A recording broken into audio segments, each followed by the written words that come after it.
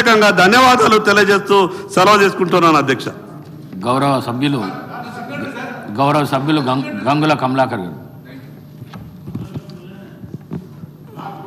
మేము వెళ్ళారు ఉంటాం, మేము మళ్ళీ ఉంటాం, మేము మమ్మల్ని ఏమనకపోతే మీరు మేము వెళ్ళండి సార్. క్వశ్చన్ ఆన్సర్ అండి, క్వశ్చన్ పేరున్నది, ఆమె సిగ్నేటరీ కమలాకర్ గారు. స్పీకర్ సార్, నిన్న గౌరవ మంత్రివర్యులు సీరన్న గారు ఒక గొప్ప మాట చెప్పారు అధ్యక్ష. నిజంగా వారు ఒక మాట చెప్పారు, భూమి వారి జీవితం అన్నారు. చాలా సంతోషం సార్. ఈరోజు పాయలశంకర్ గారు చెప్పిన దాంట్లో నేను పూర్తిగా ఎక్కిపోయి సార్, దయచేసి సీరన్న పరిణామం తీసుకోరు అధ్యక్ష. కలెక్టర్ నుంచి సీసీఎల్లకు వచ్చిన ఈ పెండింగ్లు ఉన్నాయి అంటే లేవు అని చెప్పారు అధ్యక్ష. లేదు, ఉన్నాయి. ఈరోజు తప్పుడు సర్వే నెంబర్ వాడాను, లేకుంటే మా భూమి పొరపాటున గవర్నమెంట్ ల్యాండ్ పడ్డదని చెప్పేసి ఆ యొక్క కలెక్టర్ గారికి ఎంఆర్ఓ గారు TM33 మాడ్యూల్లో సబ్మిట్ చేశారు అధ్యక్ష. TM33 మాడ్యూల్లో కలెక్టర్ గారే సాల్వ్ చేయాలి.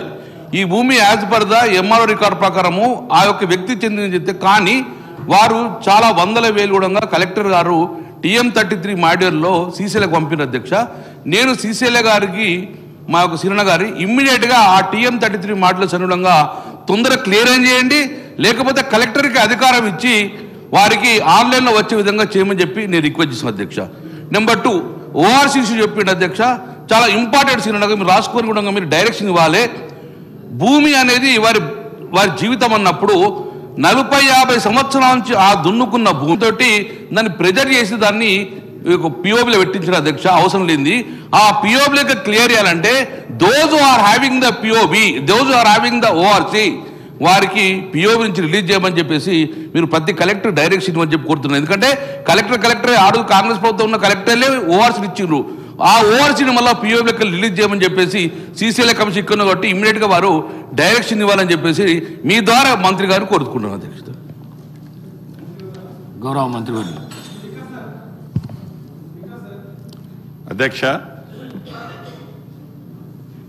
మీ ద్వారా గౌరవ సభ్యులు శంకరన్న కొన్ని మళ్ళీ అనుబంధ క్వశ్చన్లు అడిగారు, కొన్ని కనెక్టివిటీ లేని కూడా అడగడం జరిగింది.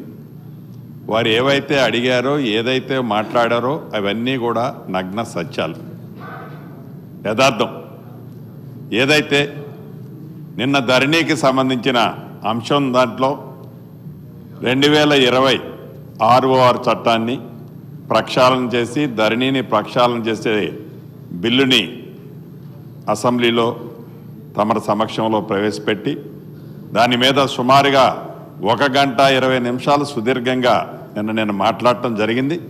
ఈరోజు గౌరవ సభ్యులు శంకరన్న మాట్లాడిన దాంట్లో దానికి సంబంధించిన కొన్ని అంశాలు మాట్లాడారు.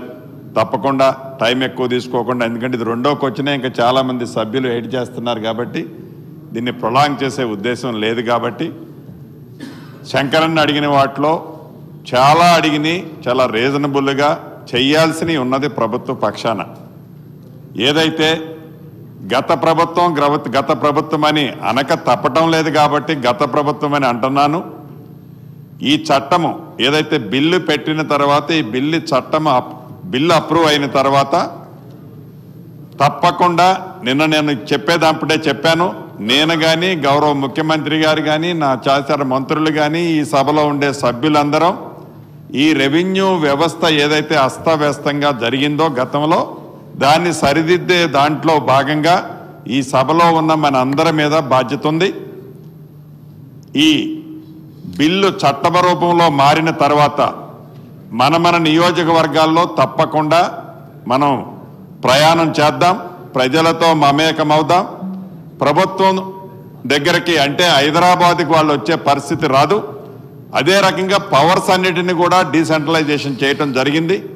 ఓఆర్సీకి సంబంధించింది 2 అంశాలు శంకరన్న కానీ కమలాకరన్న కానీ అడిగారు.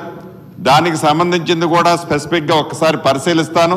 అయితే కమలాకరన్న అడిగిన దాంట్లో జెన్యూన్ ఉన్న కేసులు కొన్ని ఉన్నమాట వాస్తవం. అదే రకంగా నేను మంత్రి అయిన తర్వాత నా దృష్టికి వచ్చినాయి ఎప్పుడో ఓల్డ్ డేట్తో బోగస్ ఓఆర్సీలతో కొంతమంది కొన్ని ప్రాంతాల్లో నేను ఇప్పుడు అఫీషియల్గా అనౌన్స్ చేయలేను, కానీ సందర్భం వచ్చినప్పుడు తప్పకుండా ఇదే సభలో మీ ముందు పెడతాను. ఆ కారణం చేత కొన్ని ప్రొహిబిటెడ్ లిస్టులో ఉంటే ఉండొచ్చు. స్పెసిఫిక్ కేసు ఏదైనా జెన్యూన్ ఉన్నది ఉంటే నా దృష్టికి వస్తే ఏ భేషజాలకు పోకుండా అది ఏ రాజకీయ పార్టీ అయినా ఒక రెవెన్యూ మంత్రిగా అధికారులను ఆదేశించి వాటన్నిటినీ క్లియర్ చేయడం జరుగుద్ది. ఇక శంకరన్న చెప్పినట్లు సుమారు ఈ ప్రభుత్వం నిన్న చెప్పాను, మళ్ళీ అదే తిప్పి టైము ఎక్కువ కిల్ చేయటం ఇష్టం లేదు కాబట్టి మళ్ళీ కపుల్ ఆఫ్ అవర్స్ తర్వాత దాని మీద డిబేట్ ఉంది.